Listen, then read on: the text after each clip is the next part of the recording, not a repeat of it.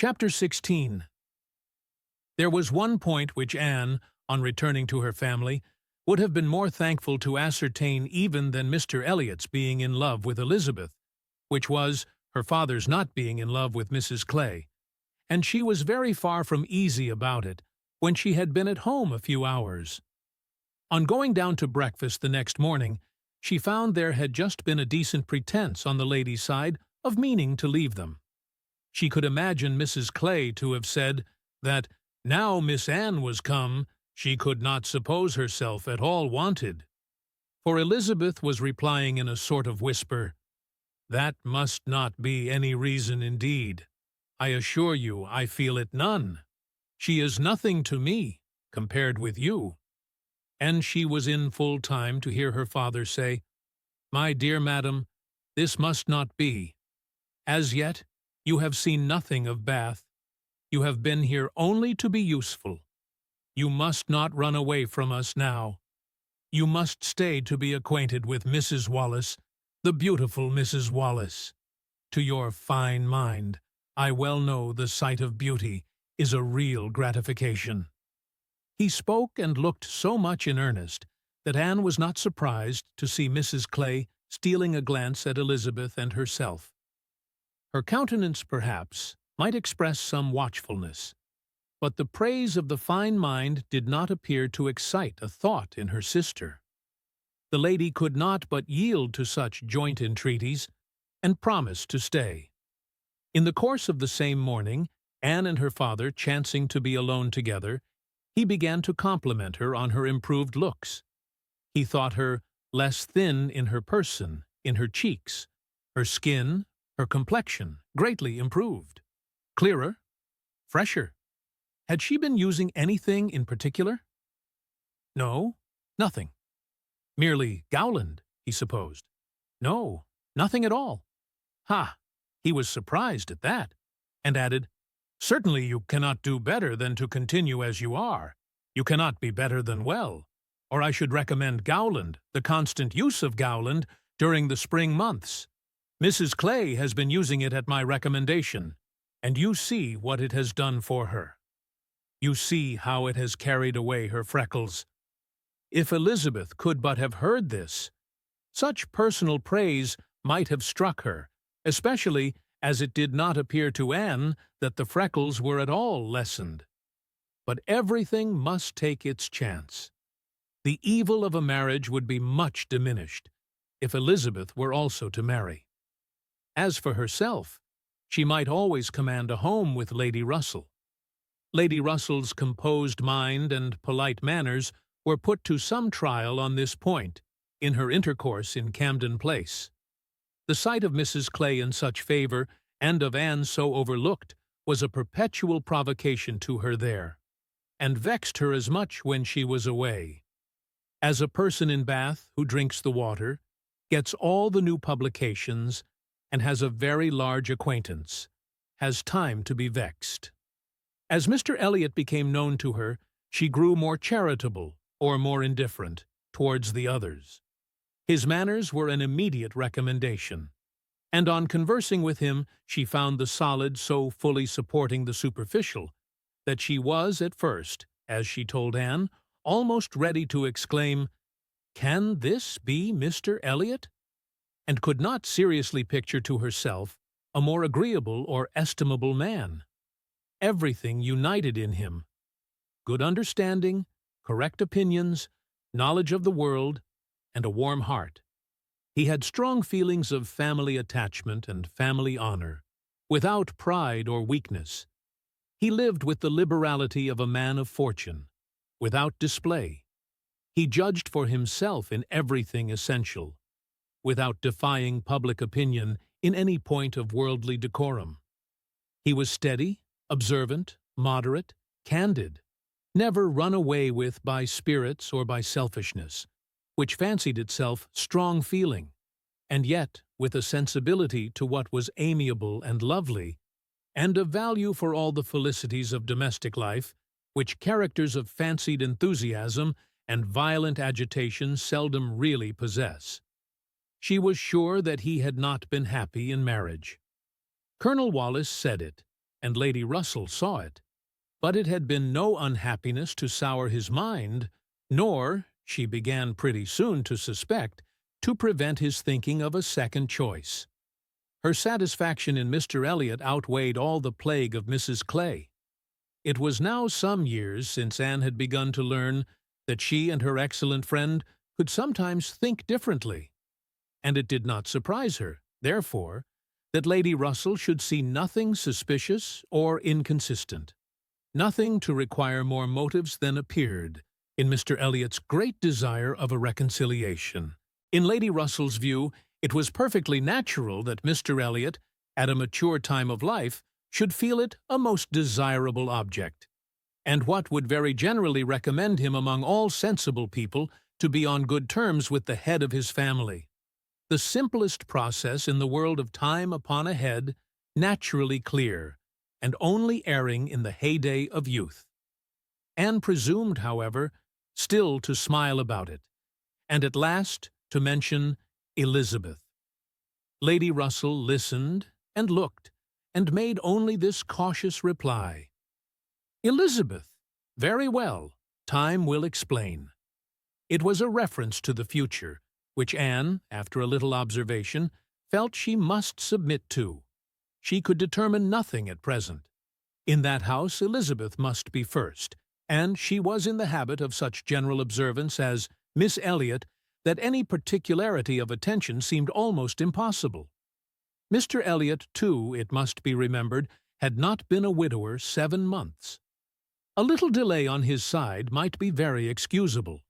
In fact, Anne could never see the crape round his hat, without fearing that she was the inexcusable one in attributing to him such imaginations. For though his marriage had not been very happy, still it had existed so many years that she could not comprehend a very rapid recovery from the awful impression of its being dissolved. However it might end, he was without any question their pleasantest acquaintance in Bath.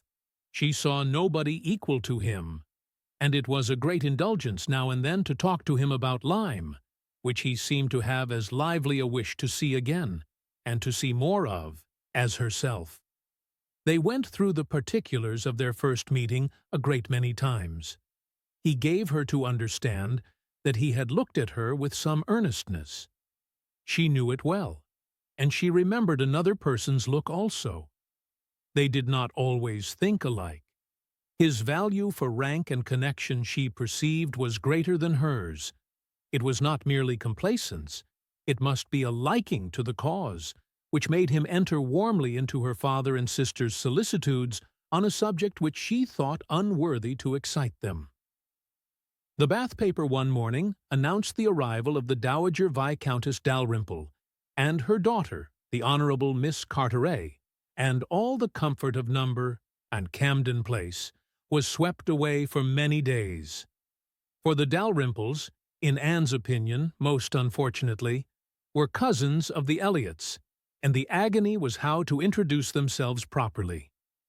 Anne had never seen her father and sister before in contact with nobility, and she must acknowledge herself disappointed. She had hoped better things from their high ideas of their own situation in life, and was reduced to form a wish which she had never foreseen. A wish that they had more pride, for our cousins, Lady Dalrymple and Miss Carteret. Our cousins, the Dalrymples, sounded in her ears all day long. Sir Walter had once been in company with the late Viscount, but had never seen any of the rest of the family, and the difficulties of the case arose from there having been a suspension of all intercourse by letters of ceremony, ever since the death of that said late Viscount, when, in consequence of a dangerous illness of Sir Walter's at the same time, there had been an unlucky omission at Kellynch. No letter of condolence had been sent to Ireland. The neglect had been visited on the head of the sinner. For when poor Lady Elliot died herself, no letter of condolence was received at Kellynch, and, consequently, there was but too much reason to apprehend that the Dalrymples considered the relationship as closed. How to have this anxious business set to rights, and be admitted as cousins again, was the question, and it was a question which, in a more rational manner, neither Lady Russell nor Mr. Elliot thought unimportant. Family connections were always worth preserving. Good company, always worth seeking. Lady Dalrymple had taken a house for 3 months in Laura Place, and would be living in style. She had been at Bath the year before, and Lady Russell had heard her spoken of as a charming woman. It was very desirable that the connection should be renewed, if it could be done, without any compromise of propriety on the side of the Elliots. Sir Walter, however, would choose his own means, and at last wrote a very fine letter of ample explanation, regret, and entreaty to his right honourable cousin. Neither Lady Russell nor Mr. Elliot could admire the letter, but it did all that was wanted in bringing 3 lines of scrawl from the Dowager Viscountess. She was very much honoured, and should be happy in their acquaintance. The toils of the business were over. The sweets began. They visited in Laura Place.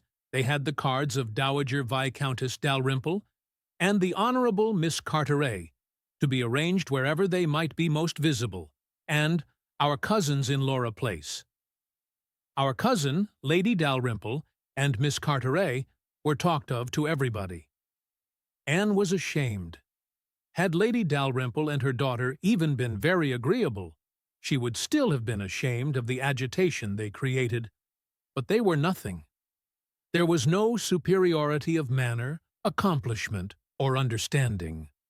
Lady Dalrymple had acquired the name of a charming woman, because she had a smile and a civil answer for everybody. Miss Carteret, with still less to say, was so plain and so awkward that she would never have been tolerated in Camden Place but for her birth. Lady Russell confessed she had expected something better, but yet it was an acquaintance worth having. And when Anne ventured to speak her opinion of them to Mr. Elliot, he agreed to their being nothing in themselves, but still maintained that, as a family connection, as good company, as those who would collect good company around them, they had their value. Anne smiled and said, "My idea of good company, Mr. Elliot, is the company of clever, well-informed people who have a great deal of conversation. That is what I call good company." "You are mistaken," said he gently. "That is not good company. That is the best. Good company requires only birth, education, and manners, and with regard to education is not very nice. Birth and good manners are essential, but a little learning is by no means a dangerous thing in good company. On the contrary, it will do very well." My cousin Anne shakes her head. She is not satisfied. She is fastidious. "My dear cousin," sitting down by her, "you have a better right to be fastidious than almost any other woman I know. But will it answer? Will it make you happy? Will it not be wiser to accept the society of those good ladies in Laura Place, and enjoy all the advantages of the connection as far as possible? You may depend upon it that they will move in the first set in Bath this winter, and as rank is rank, your being known to be related to them will have its use in fixing your family, our family, let me say, in that degree of consideration which we must all wish for." "Yes," sighed Anne, "we shall indeed be known to be related to them." Then, recollecting herself, and not wishing to be answered, she added, "I certainly do think there has been by far too much trouble taken to procure the acquaintance. I suppose," smiling, "I have more pride than any of you, but I confess it does vex me that we should be so solicitous to have the relationship acknowledged, which we may be very sure is a matter of perfect indifference to them." "Pardon me, dear cousin. You are unjust in your own claims. In London, perhaps, in your present quiet style of living, it might be as you say. But in Bath, Sir Walter Elliot and his family will always be worth knowing. always acceptable as acquaintance." "Well," said Anne, "I certainly am proud, too proud to enjoy a welcome which depends so entirely upon place." "I love your indignation," said he. "It is very natural. But here you are in Bath, and the object is to be established here with all the credit and dignity which ought to belong to Sir Walter Elliot. You talk of being proud. I am called proud, I know, and I shall not wish to believe myself otherwise, for our pride, if investigated, would have the same object, I have no doubt, though the kind may seem a little different. In one point, I am sure, my dear cousin," he continued, speaking lower, though there was no one else in the room, "in one point, I am sure we must feel alike. We must feel that every addition to your father's society, among his equals or superiors, may be of use in diverting his thoughts from those who are beneath him." He looked, as he spoke, to the seat which Mrs. Clay had been lately occupying, a sufficient explanation of what he particularly meant. And though Anne could not believe in their having the same sort of pride, she was pleased with him for not liking Mrs. Clay, and her conscience admitted that his wishing to promote her father's getting great acquaintance was more than excusable in the view of defeating her.